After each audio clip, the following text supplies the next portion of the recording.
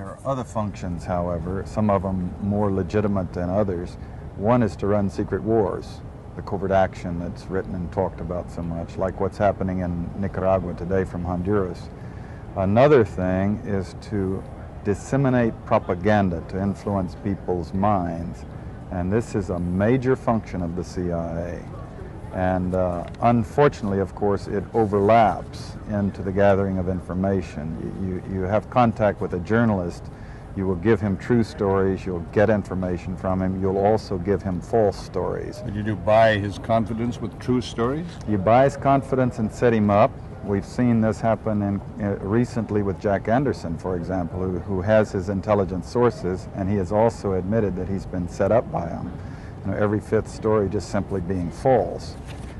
You also work on their human vulnerabilities to recruit them in a classic sense, to make them your agent so that you can control what they do, so you don't have to set them up sort of, you know, by putting one over on them. So you can say, here, plant this one next Tuesday.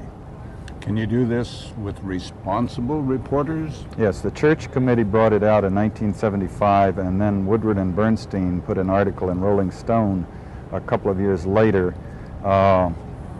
400 journalists cooperating with the CIA, including some of the biggest names in the business, to consciously introduce the stories into the press.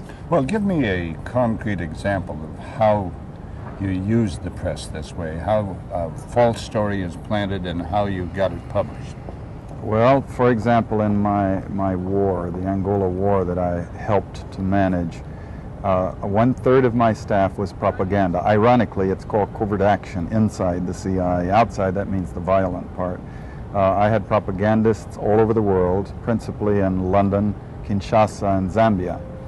We would take stories which we would write and put them in the Zambia Times, and then pull them out and send them to a journalist on our payroll in Europe. But his cover story, you see, would be that he'd gotten them from his stringer in Lusaka, who had gotten them from the Zambia Times.